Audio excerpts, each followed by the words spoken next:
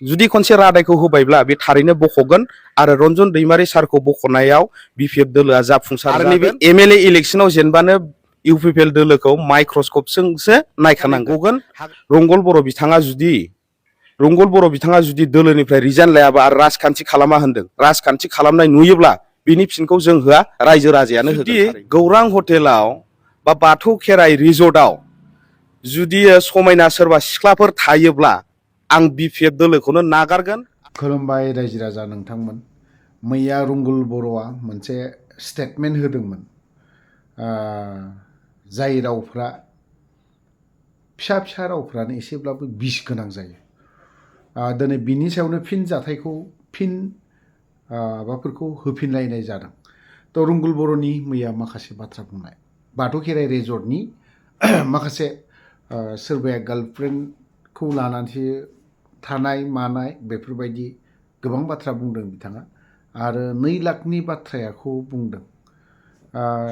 दा बिनि सायावनो माखासे माने बिपिएफ दोलोनिनो बेक्ति बिथाङा रंगल बर'नि सायाव गोख्रों फिन जाथायखौ होफिनदों। आरो नंखागौबो नंनायालाय, UPPLनि समावहाय साख्रि बाख्रिब्लाबो मोनायावसो एसेब्लाबो हगारनायखौ जों नुनो मोन्दोंमोन। दा रंगल बर'आ, आं बुंदोंना बेखौ, बिथांनिया दा मोनसेबो साननैसो बावबा बे बिपिएफआव हाबनायनि खाबुबो लागोन, आरो बे लाबाय थाखासिगोनबो बियो, खारन राजखान्थियावबो खुनु स्थाय गैया नालाय। ओंखायनो एथराब माबा बुंबालाय मा जानो, रंगल बर'आबो लासैनो फैनो हासिगौ बा फैगोन, खाबु लादों। खारन रंगल बर'निजों मोनसे दुगैग्रा दै गाथोना एकदम लेथ्रा जाथारना दङना, एकदम गोजौआव खर'आवहाय एकदम गुबुंले फैबाय थायो। मोजां दैयाव गोजोमनो मोनाखै, बा मोजां दैयावहाय थाजिम दैयाव दुगैनो मोनाखै, बेफोरबायदि आरोखि। तो जिखियानो जाया मानो नायग्रोनानै लानि रंगल बर'नि सायाव माखासे गोख्रों फिन जाथायखौ होफिननायखौ खोनासंनानैबो लानिसै। एमएलए इलेक्सना एप्रिलाव जागोन, बैसागुनि सिगांनो जागोन। बिथाङा 6 मान्थसनि खोथा बुंदों। बिसोरो जेनखागोनखौ नुहुरखादों, आरो नैबे एमएलए इलेक्सनाव जेनबानो इउपिपिएल दोलोखौ माइक्रस्कपजोंसो नायखानांगोन। हाग्रामा महिलारि बिथाङा ओरैबायदि सासे मानसि, जुदि खनसे रादायखौ होबायब्ला बे थारैनो बख'गोन आरो रन्जन दैमारि सारखौ बख'नायाव बिपिएफ दोलोआ जाफुंसार जागोन। आरो हाग्रामा महिलारि सारनि जि प्रमिस, बे प्रमिसखौ रायजो राजाफोरनि गेजेराव मावफुंनानै होथारगोन आरो गखागोन। आरो जिदिनखालि गगोन, रंगल बर' बिथाङा जुदि दोलोनिफ्राय रिजाइन लायाबा आरो राजखान्थि खालामा होनदों, राजखान्थि खालामनाय नुयोब्ला बिनि फिनखौ जों होआ, रायजो राजायानो होगोन। थारैनो माने एभ्रि इलेक्सनाव टिकेटखौ बिदि रिउमार्स खालामबाल' जाया। बेयाव ब्लक लेभेलनिफ्राय थानानै डिस्ट्रिक्ट लेभेल दङ, बेयाव सेन्ट्रेल लेभेल दङ, पलिसि मेकिं बडि मोनसे दङ। मोनफ्रोमबो स्टेपआवनो बे पास जानांगोन।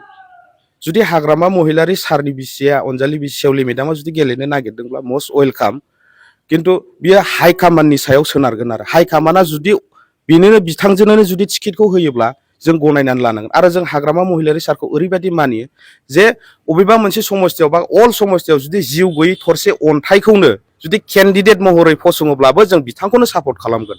मानो होनोब्ला बे अन्थाइखौ सापर्ट खालामनाय माने हाग्रामा सारखौ सापर्ट खालामनाय, हाग्रामा सारखौ सापर्ट खालामनाय माने नों बिपिएफखौनो सापर्ट खालामनाय, जिहेथु जोङो थैथां बिपिएफ। दा आं सेवलि मेदामनि सायाव बेखौनो बुंगोन जे हाइकामान्डआ बेखौ डिसाइड खालामगोन। आं दा बेनि सायाव जेबो क्लेरिफिकेसनखौ आं होनो हाया। निस्सय सेवलि मेदामा दा जेरैबायदि मोनसे मोनफ्रोमबो लेंगुवेजाव एक्सपार्ट, जेरै दा बेखौ नायोब्ला नुनो मोनो जे बिथाङा फैगोन समाव गोबां लाइमोनफोरनि भट लानानै देरहागोन आरो बिथांजों लाइमोनफ्राहाय उन थांफानानै बा फोसावदिंनाय हाबाफारियाव गोबां बाहागो लागोन होननानै आङो मिजिंथिदों। जिखुनु दा टिकेटनि खोथाया जेबो क्लियार जाथ'वाखै, हाइकामान्डनि सायाव सोनारगोन बियो। बिथाङा बे 2 लाखनि खेथ्रआव बुंनांगौ जेबो मोन्थाय गैया होननानै आं सानो। मानो होनोब्ला इउपिपिएल सरकारनि दिनाव गासिबो एडभार्टाइजमेन्टखौनो हरनि समावसो होनाय जायोमोन। दा बिथाङा हराव होग्राखायनो, जोंनाथ' बिपिएफ सरकारा सानावसो होयो गासिबो एडभार्टाइजमेन्टखौ। जानांगौ बिथाङा हरनि फलानखायनो साननि जि जोंनि बिपिएफनि एडभार्टाइजमेन्ट बेखौ नुवाखै जानांगौ बिथाङा। आरो बिथाङा बुंदों जे गौरां हटेलाव थानाय समायना सिख्ला, बाथौ खेराइ रिजर्टआव थानाय समायना सिख्लाफ्रा मोनदों होननानै। जुदि गौरां हटेलाव बा बाथौ खेराइ रिजर्टआव जुदि समायना सोरबा सिख्लाफोर थायोब्ला आं BPF दोलोखौनो नागारगोन आरो आं UPPLनि सेराव आंनि आसिनि 10टा आसिखौ आं गथायनानै होगोन, आंनि आसिखौ दानस'जोबथों। आरो 2 लाख रांखौ ओरैबायदि मोनसे टार्म्स एन्ड कन्डिशन माखासे रुल्स एन्ड रेगुलेशन बानायनानै होनाय जादों जायहा स्किलनि सार्टिफिकेट दङ।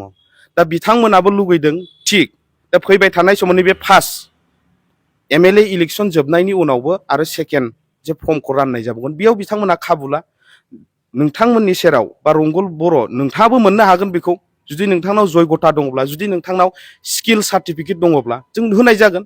बेयाव कुनु BJP कंग्रेस UPPL सोरबा BPF तृणमूल कंग्रेस बे पर्यायसिम जों नायनाय जायाखै। स्किलआ जुदि स्किल सार्टिफिकेटआ दङब्लानो नोंथाङाबो बा नोंथांनि दोलोनि सुबुंफ्राबो बे 2 लाखखौ मोननो हागोन। जों रावखौबो नेवसिया BPF हिसाबै, मानो होनबा BPFआ गासिबो हारि हारिसा धोरोम राव हारिमुखौ लानानै सिगां फारसे खामानि मावलांनो थाखाय ओंखारबोखानाय मोनसे अरायथा मोनसे दोलो बियो। औ जाफुंसारदों निस्सय। दिनै 25 नङा होमबा? दिनै 25निफ्राय लानानै लागातार 4 तारिखसिम मार्चनि 4 तारिखसिम बेखौ राननाय जागोन आरो मोनसे समस्तियाव 100 जन खरि